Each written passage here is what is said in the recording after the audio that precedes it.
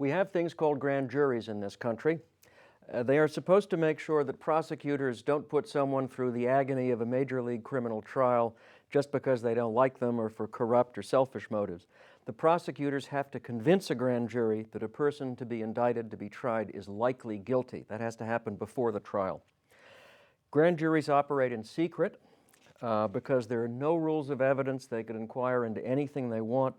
They consist of about 20 people, and government lawyers present to the grand jury evidence and testimony about possible crimes. And a grand jury may, if they vote by a majority, indict someone for a serious federal crime. And that's what forces them to go through a trial before a so-called petit jury of only 12 people, as the juries we all know about. You cannot be tried for a serious federal crime in this country unless a grand jury indicts you. Now, people are usually surprised that Hiss was charged with perjury rather than espionage or treason. I think those more serious crimes were off the table, I think, for both Hiss and Chambers.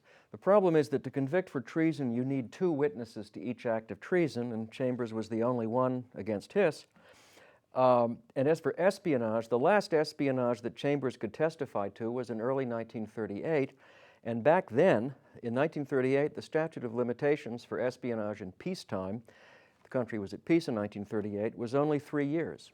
So it ran out in 1941, and no indictment of espionage of either man was possible in 48. But they could be questioned before a grand jury, and if it thought he was lying, the grand jury could indict one man for that, or maybe both.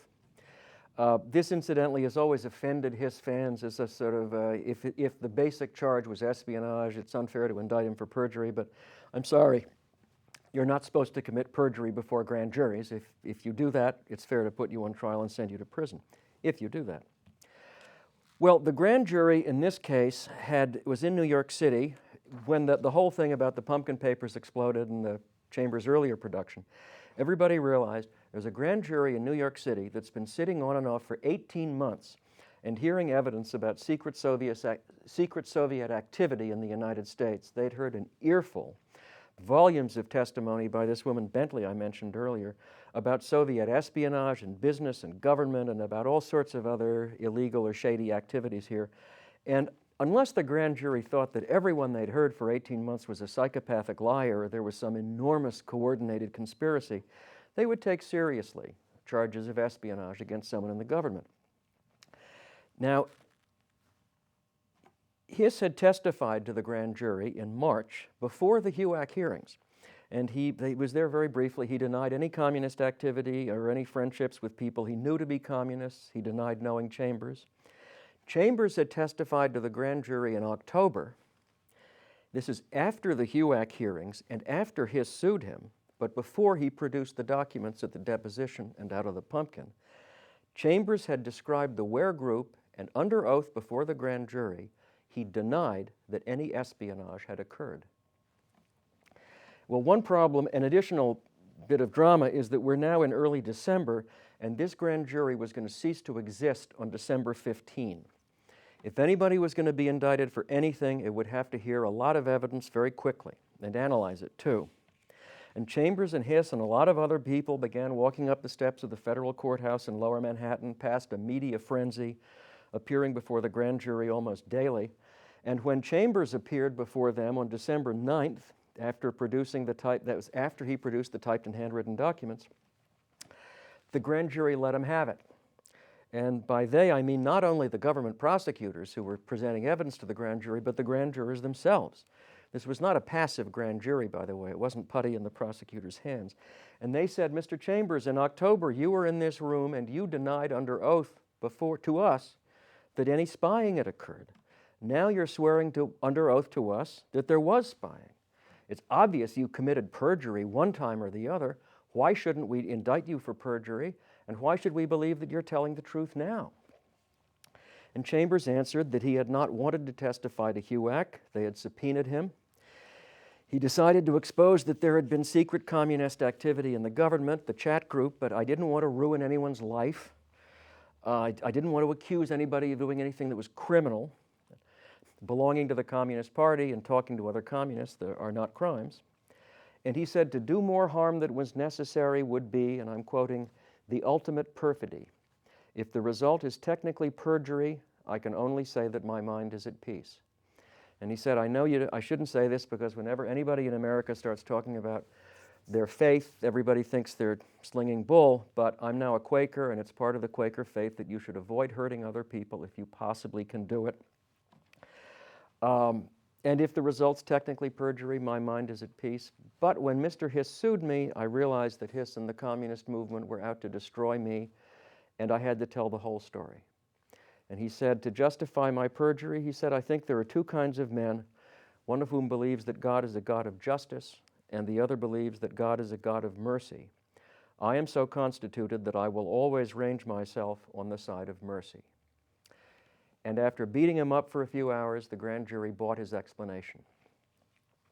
Then the grand jury subpoenaed Congressman Nixon, who appeared with the pumpkin papers, the films in his hands, but would not turn them over to the grand jury or the Justice Department. And he reminded the enraged lawyers for the Justice Department that Chambers had produced the films in response to a subpoena from the House of Representatives. That's the legislative branch of government, and you have no subpoena authority over the House, Nixon said. And he told the grand jury very politely that you may look at the films and you may examine them, but they remain in my hands. And the grand jury finally ordered Nixon to hand over the films, and he politely declined.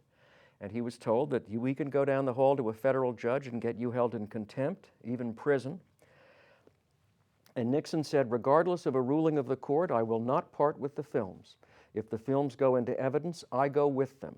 If it is the desire of the court to take the films from me, if necessary by force, it will have to be done that way. Now, ultimately, a compromise was agreed to, but before that, Justice threatened Nixon with jail, and there was a lot of shouting and yelling outside the earshot of the grand jury.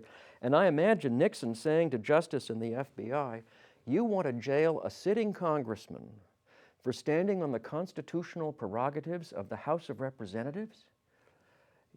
Read the Constitution. Who writes your budget? When's the next oversight hearing? And if you want to do this, when I'm led away in handcuffs, I'll have the news media of the world there, and I'll be screaming at the top of my lungs that FBI and the Democrats and the Justice Department are trying to cover up a spy ring in the State Department. You know, go ahead, make my day. There also testified before the grand jury an FBI expert on typed documents named Raymond Feehan. He testified that he had examined the 65 typed documents produced by Chambers and certain other documents that Hiss and the FBI had found that were definitely typed on the Hiss's home typewriter. I'll call that the Hiss home typewriter, the typewriter the Hisses had at home in the late 1930s. And Feehan gave his expert opinion based on little Nixon scratches and letters on both sets of documents that were identical, that the two sets of documents were typed on the same typewriter. At this point, I should add, everybody was looking for the typewriter, but it hadn't been found yet. And so he said, these two sets of documents were typed on the same typewriter, the Hiss home typewriter. Since we know the documents Hiss gave us were typed on the Hiss home typewriter, the spy documents were typed on the Hiss home typewriter, the 65 pages of typed documents that Chambers produced. And this was absolutely critical because it gave scientific expert corroboration to Hiss's story, to Chambers's story. You might not want to hang a man based on the testimony of Chambers alone, but how could you not believe Chambers plus the scientific corroboration that the spy documents were typed on the Hiss home typewriter? And the grand jury called in Hiss and said, Mr. Hiss, now, you're the one who's got some explaining to do. If you got this guy Chambers Crosley out of your life in 1935, how does he have 65 pages of documents typed on your home typewriter in 1938? And if you weren't a spy, how do 65 pages of documents, obviously prepared for spying, get typed on your home typewriter? And Hiss offered the first of three explanations that he offered over the years. He said that Chambers was not a man of sound mind, that somehow Mr. Chambers gained access to my typewriter in 1938 and typed up these documents using spy documents he'd gotten from his real spies in the State Department, acting for vengeful motives that only a psychiatrist could understand. He said, Chambers must have gotten into my house without being noticed, or maybe bribing a servant, and often and long enough to type up 65 pages, and then he goes off as silently as he had come. Or maybe Chambers broke into the house and stole the typewriter for a day and re-entered it in my house and put it back, and no one noticed it was gone. And the grand jury said, let me make sure I've got this right. You kick this guy out of your life in 1935, and he seethes and stews, and 3 years later, he decides to frame you 10 years later, breaks into your house, types up the documents, often enough and long enough to type up 65 pages of documents, and goes off without ever being noticed, and you don't notice somebody's been in the room. And then he hides it away for 10 years and denies it exists under oath 16 times, and doesn't use it before when he talks to Burley in 39 or the FBI or HUAC, and only produces it after he's denied under oath 16 times it exists when you're suing him. And they said, isn't that a fantastic story, Mr. Hiss? And Hiss very simply, powerfully says that Mr. Chambers is a fantastic person. And ordinary, legally logical methods are not adequate to explain this case or Mr. Chambers and his strange, troubled personality. And he said, in fact, my defense has retained the services of one of the most eminent psychiatrists in the United States who's made a study of Mr. Chambers' life and some of his writings, and he's out in the hallway and would love to come in and give you his opinion of Mr. Chambers' mental condition. And the government lawyer asked him he cut him off and asked him a simple question. Can your shrink explain how 65 pages of spy documents got typed on your home typewriter? And Hiss said no, and he said, well, we don't need to see the shrink. Nice try, Alger, but we're keeping our eye on the ball. A minute later, the government attorney asked Hiss, at any time did you or Mrs. Hiss in your presence turn any documents of the State Department or of any other government organization or copies thereof over to Whittaker Chambers? And Hiss answered, never, adding with lawyerly precision, the exception of the certificate of title to the old Ford that I gave Chambers, and that's a government document. He repeated the same denial the following day.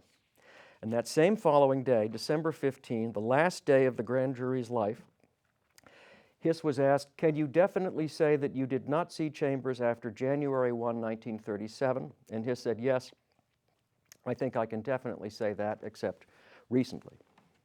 And Hiss repeated his theory that Chambers was a mentally ill burglar and master typist. And the government attorneys tossed Hiss a few life preservers. They said, were there some personal happenings that may be in your family or any relationship between you and Mr. Chambers that would cause Chambers to want to frame you? And Hiss said, the only relationship I've had with Chambers was the one I've already described. And then they said, Mr. Hiss, you would not be the first person in the history of this world who might have testified falsely to shield his wife. Hiss said, I am not, and Mrs. Hiss needs no shielding in this matter. And in the last hours of its life, the grand jury voted to indict Alger Hiss on 2 counts of perjury. His 2 alleged perjuries being his statements that I just quoted, denying passing government documents to Chambers without authorization, and denying seeing Chambers after January 1, 1937. The government later fleshed these 2 counts out a bit by alleging the turning over of the documents occurred in February and March 38, and that Chambers was not authorized to receive the documents, and that the documents were secret, confidential, and restricted. Chambers was not indicted, and neither was Mrs. Hiss. The following day, Hiss was brought into court, and the indictment was read to him. He pleaded not guilty to both counts.